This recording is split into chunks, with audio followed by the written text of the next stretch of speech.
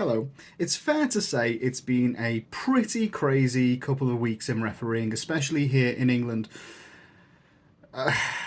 I've been injured for the past 4 weeks now. I tore my hamstring doing my fitness test. Go me! Um, and so I've been out. I've not been able to referee. I've not been able to do anything really for the past 4 weeks. And in this time, I've spent a lot of time on social media, offering my support to referees who reach out to me, which of which there are many of you who have. And if you feel like you don't get the support from the usual channels that are open to you as a referee, whether you're based in England or further afield, the referee forum is here for you. It's a safe space. You can reach out. You'll get support, especially if this past couple of weeks, referees have been shot and killed whilst refereeing. Referees have been a victim of actual bodily harm, of sustained assaults that have left them with broken bones, missing teeth. This issue has really reached the mainstream media. I've had media requests from local BBC radio, from national BBC radio, from newspapers. It's just been non-stop to talk about the issues around refereeing. I'm going to play you the interview I had on Radio 5 Live a couple of days ago, and it all really stemmed, it hit the mainstream media because of the decision of the Merseyside Youth Football League to cancel all their fixtures this weekend. I think it's the right decision as well. I fully support them in taking this stance to stop the toxic environment that has started to creep into that league through the abuse of referees, through the fighting of parents and coaches, and with that behaviour rubbing off on children. And some, it's not all of them, but it's some, and it's a significant enough amount that action needed to be taken. So fair play to everyone behind the Merseyside Youth Football League. The secretary of that league reached out to me.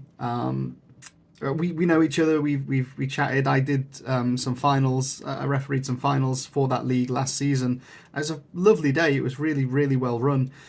But she messaged me and said that since making the decision to cancel the fixtures this weekend, to make this point, she's had anonymous phone calls where she's been threatened, where she's been abused. It just crosses a line.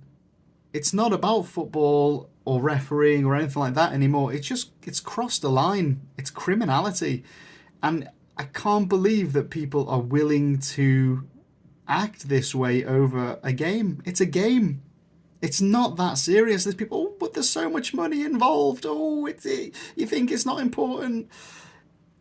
In the grand scheme of things, it's really not. As this country, as the United Kingdom, goes into a cost of living crisis where people are genuinely going to choose between heating and eating this winter, it is just a game.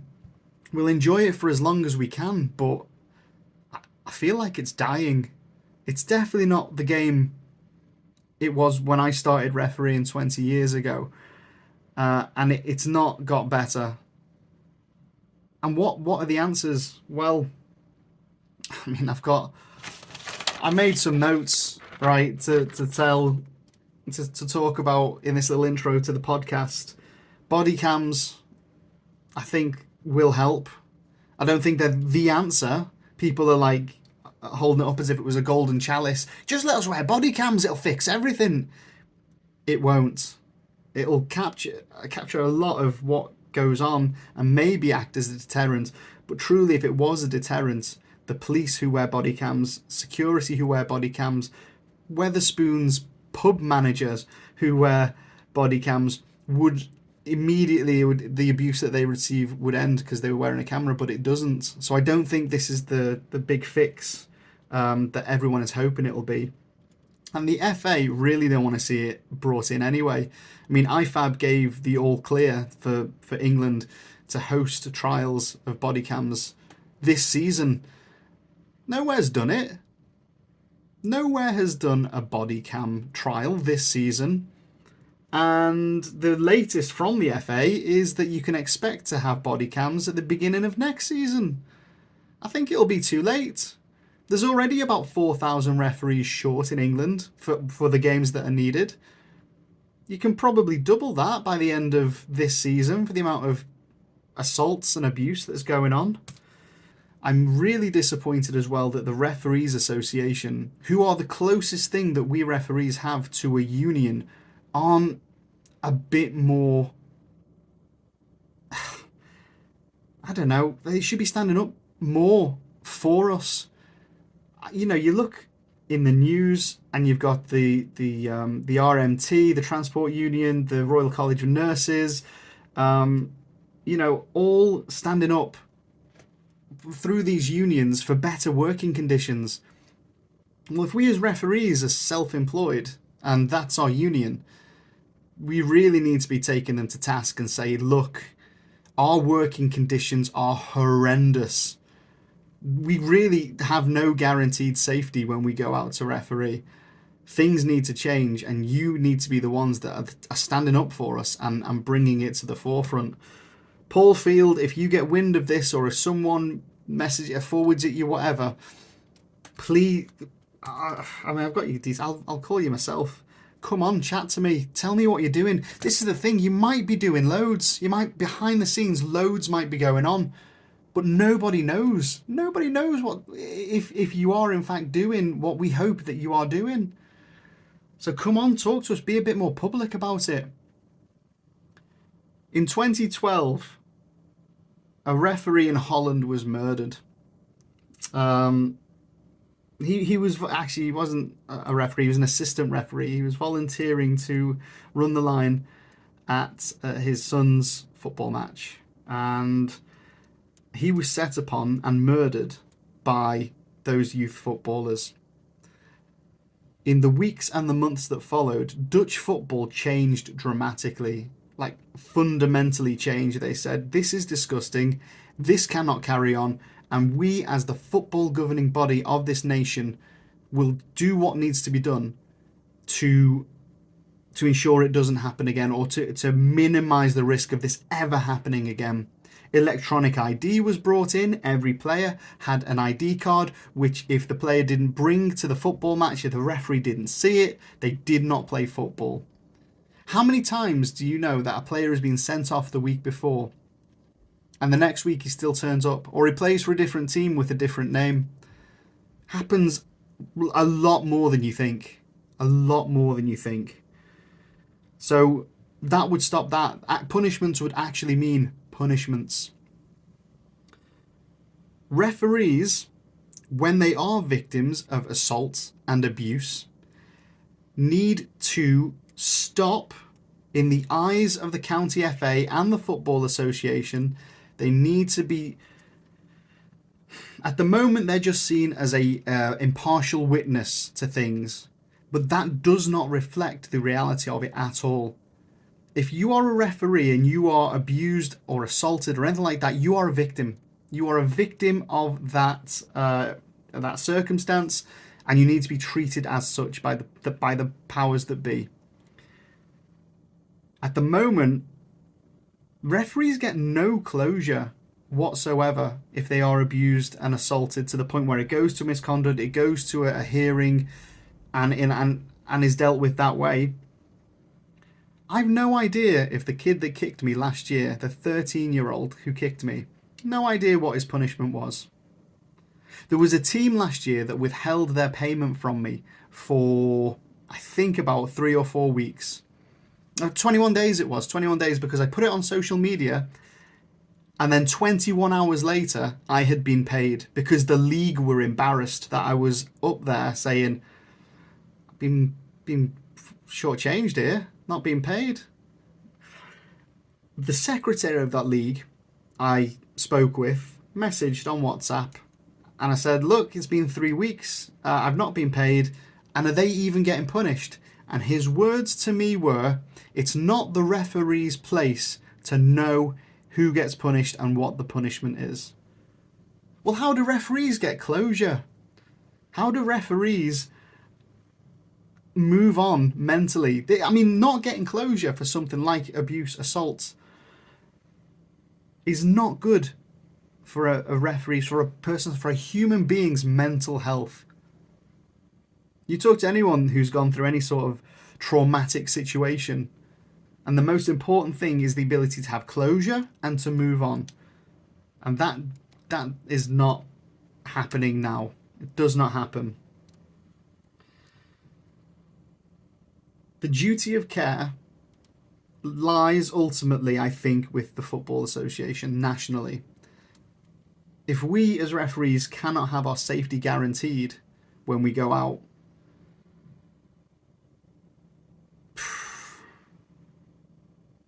well, then the FA have failed in their duty of care. I'm looking to put responsibility less on referees who are dropping out by the hundreds and the thousands because they fear that next week, the Dave Bradshaw of the week before, who got battered, who got his shoulder dislocated and his ribs cracked and teeth knocked out, I guarantee every grassroots referee goes out to their game thinking, is it going to be me this week? Is this week the week where my name is the one that goes into the newspaper as the referee that got battered? Or worse, the referee that got killed? Because we're not far off it. Sunday just gone, a Canadian referee shot whilst refereeing, dead. I thank the powers that be that Britain doesn't have guns, because I think if it did, a referee would have been killed already. There's no doubt in my mind about that.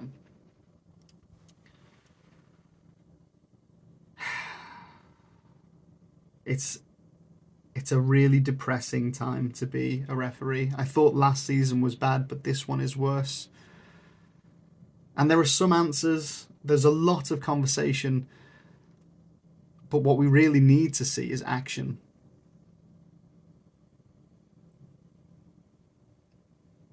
I know I've got a decent platform. When I talk, I'm very fortunate that people listen. And I think they listen maybe because they...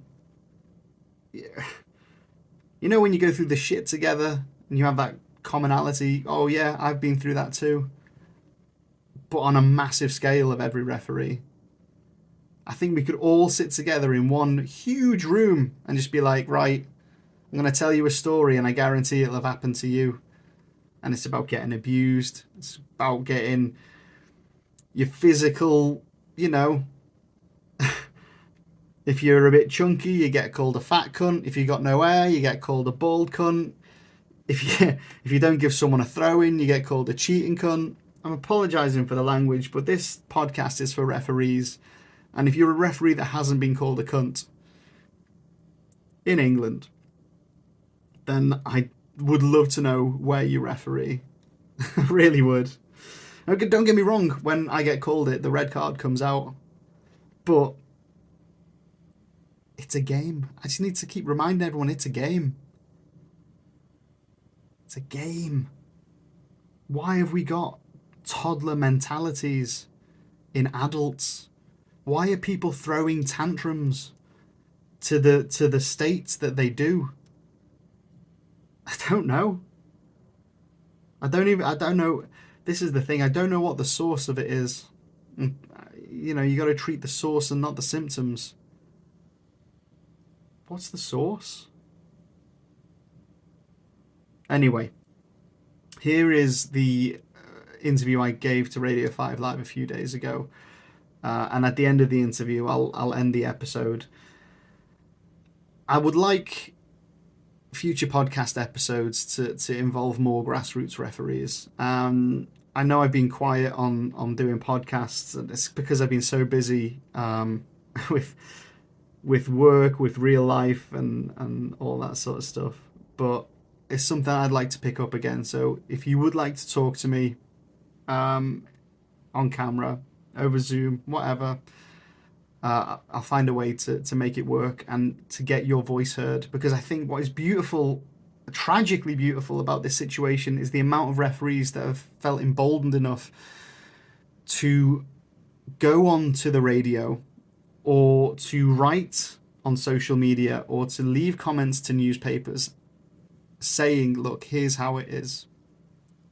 And I'm not happy with the way it is. And I don't feel afraid anymore that if I speak up, as I've spoken up for many years, I think it's probably kept me down, or it's definitely lost me opportunities.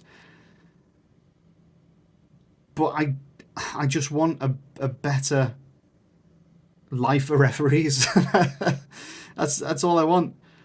That's all I want. Anyway, if you want to come on and chat, even if you don't want to get on the podcast, if you just want to chat, I'm sure people watching this who I've spoken to just over the phone or via Messenger or however will drop a comment and saying, you know what, Ant was there for me. If you need someone, it's usually 24 hours a day, but if you need someone, an ear to rant into, this one is fantastic. Give me a call. My number's on the Facebook page. Drop me a DM, however you want to do it. Here's the interview, and hopefully the first of many more podcasts, but involving you grassroots referees and beyond. Now, I want to play you a video that's been brought to my attention on social media.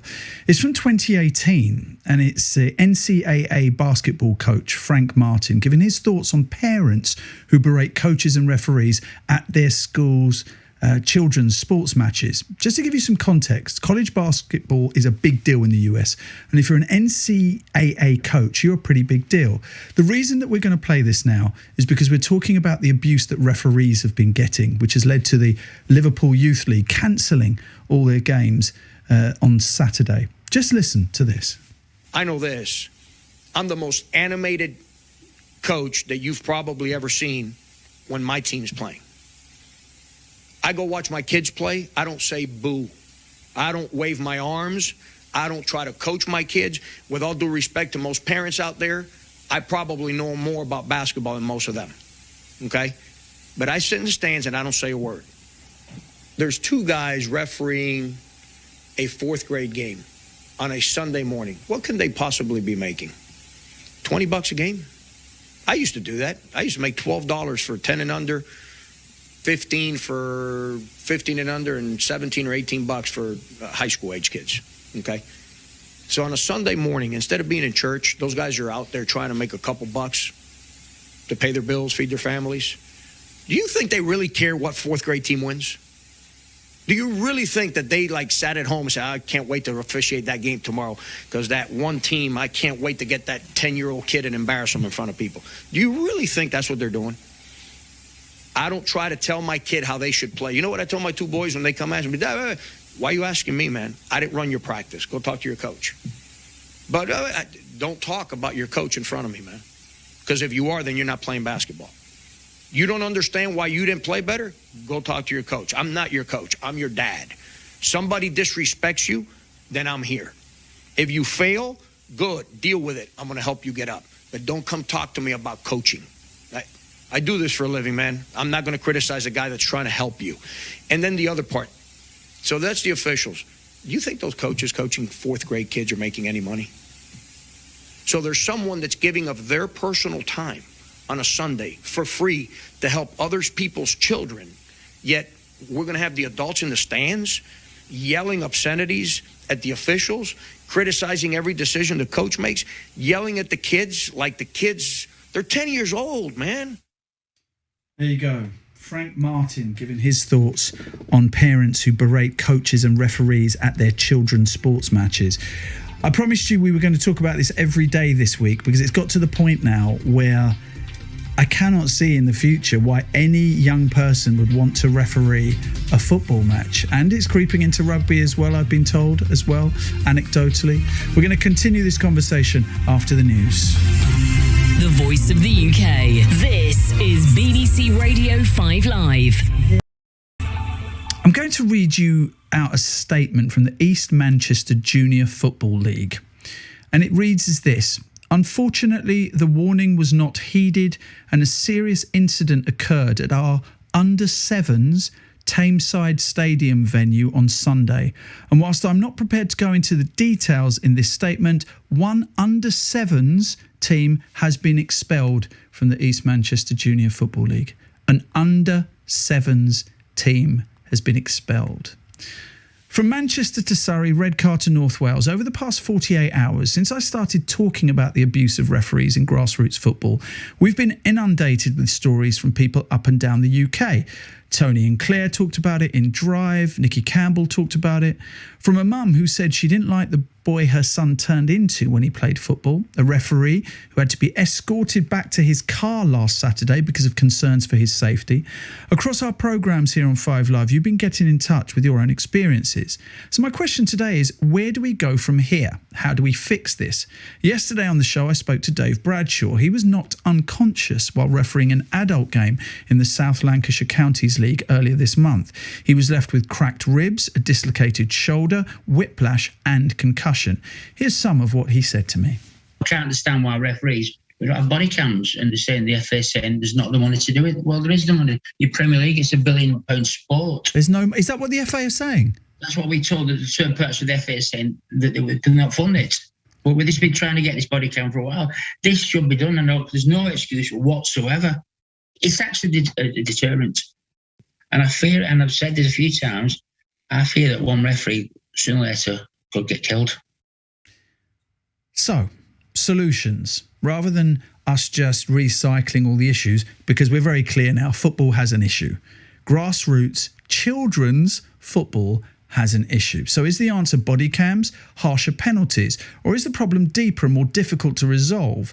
If it's a societal one about anger, feelings of entitlement, and one maybe it's not a societal, because I've never seen this happen at cricket. I'm being reliably informed it rarely, if ever, happens in rugby. It's a football problem, perhaps. And Canavan is the host of Referees, the Final Whistle podcast, and director of the refereeforum.com, described as a safe space for referees from around the world. Now, during Ant's 21-year career, he's refereed at football matches around the country and Europe. Ant, good afternoon. Hi, Nahal. Thanks for having me on. Oh, it's a pleasure. I wish it was in better circumstances. We're just a few weeks into the season, Ant, and already a youth football league in Liverpool, in fact, have decided to cancel all their games as a protest. What's going on here, Ant? It's been bubbling away for a long time. This isn't anything new. The Merseyside Youth League that has suspended its fixtures over this weekend has done so because they don't want it to get as bad as some of the other leagues where the abuse and the assaults are rampant and they are rife. So they are trying to nip it in the bud before this cancer grows and essentially kills that league. Now, I've been in touch with the secretary of that league, and she said since making that decision to cancel those fixtures, she's received anonymous phone calls harassing her, threatening her, insulting her decision to stop these fixtures, which further reinforces the fact that she was right to make that decision to cancel these fixtures, because clearly there is a problem. And you say, is it societal? Is it football? Football for me and many people I speak to is a reflection of society. But I also don't completely buy that, because as you said, rugby has nowhere near problems of this magnitude, and neither does cricket or any other sport that I can think of. And it's not, as I said, it's not a new thing. And it's not just this country. In 2012, in the Netherlands, there was a volunteer assistant referee called Richard Newenhuize, and he was actually killed by 5 or 6 youth players from that team who, over a sustained attack, murdered him essentially on a football pitch. As a result of that, the Dutch football authorities over the next months following that brought in complete reform for their game. And referees I know who were active before and after that said that it was such a fundamental change in football that it's now a pleasure for them to referee, and they despair at the thought of how it used to be before they brought in things like electronic registration for all players, ID cards, where if you turned up on the day to participate in playing football with no ID card, you would not play. And that stops some of the things that we find in this country where if you are punished, if you do assault someone or get sent off or you're abusive, you just play next week under an assumed name because there's no easily findable public record where as a referee, you know who's banned and you know who's not. So you just oftentimes go into a game with no idea who's in front of you and you do your best to referee that situation. Well, Peter Crouch was on the show and he felt that it was parents that were the issue. And we've heard so many reports of parents. And the reason we started having this conversation is because I had a go at a dad on Sunday who was shouting and swore at a teenage referee. And I told him to stop doing it. And thankfully he did. But so much of this criticism is pointed at parents.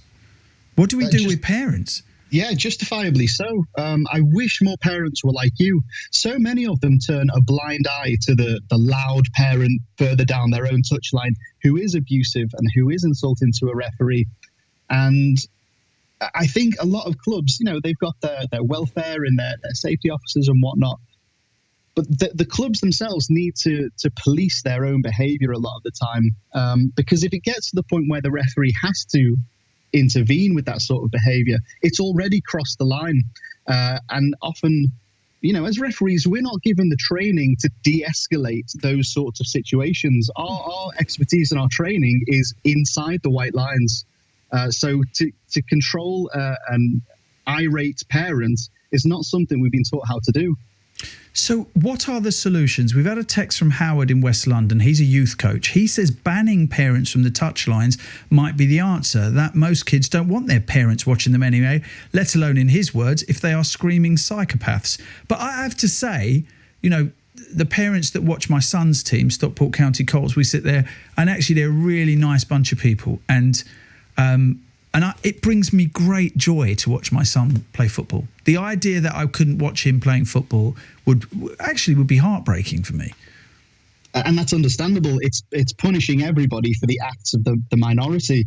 I remember back in COVID when we were coming out of lockdown and youth football had no parents whatsoever. And that was a joy to referee, but it was also completely devoid of any atmosphere or anything like that. And as you say, the joy of watching your children play football, that's something that you shouldn't be denied access to, especially because if you are denied the reason because it's someone who's been abusive, well, you've not done anything to deserve that, really.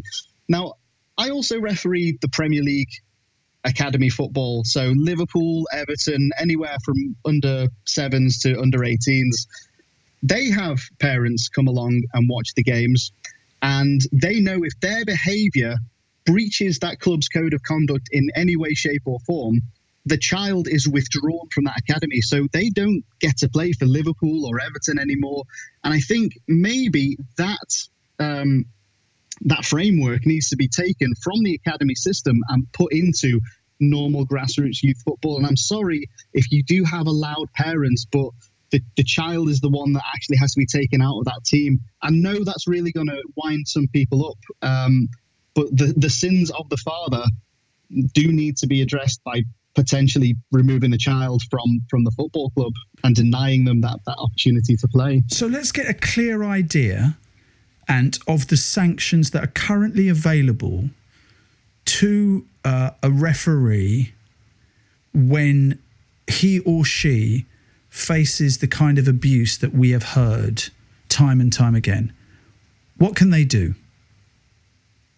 It depends where you are. So if you're on a public field, you're down the local park and you've got a sideline full of parents who are shouting something at you that is abusive or insulting or offensive, anything like that you need to step in for.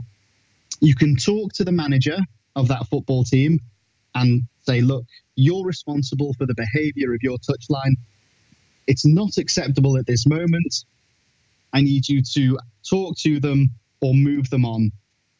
And that's literally all you can do in that moment. Now, if the manager fails to control them as the referee, you can abandon the game. But what you can't do is start showing red cards to parents or anything like that, because essentially your authority doesn't cover that as a referee, because they're public people on a public piece of land. You can't ask them to leave. So if they want to stand there and shout abuse, other than getting the police involved, which happened this weekend. Someone sent me an Instagram post saying that they had to call the police this weekend.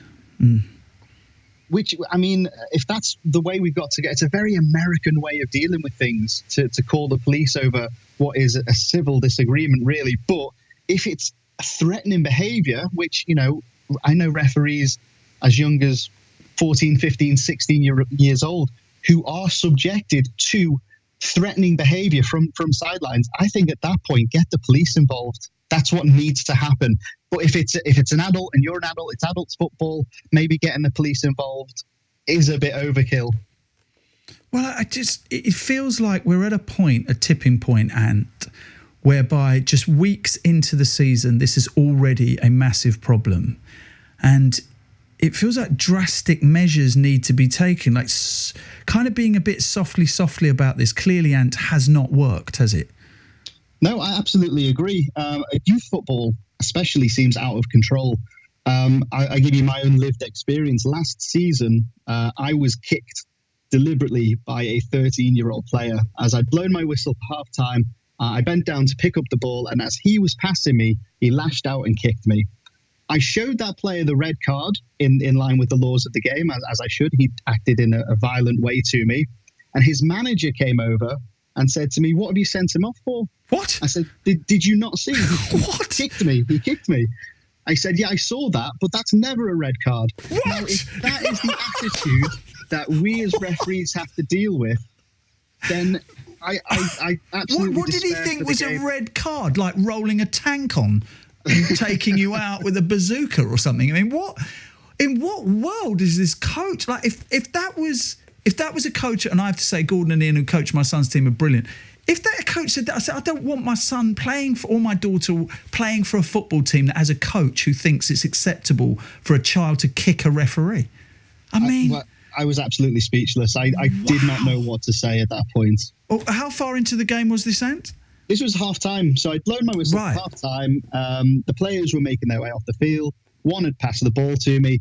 I'd stopped it, trapped it, bent over to pick it up, and as he was passing me, he lashed out. He kicked my arm that I was picking the ball up with, and he'd already been cautioned in that game. Again, 13 years old, he's getting cautioned for dissent. So I'd sin-binned him during that game because he'd verbally lashed out at me in the game as well. So maybe, we do have to look at the coaches and the standard of people that we are getting to coach our youth in football. Oh, quite. Yeah, we've had an opposition coach offer out one of our coaches before. Yeah, offer him out. And mad. It's like it's kids' football. It's not a Champions League final or a relegation fight. It's just kids playing football.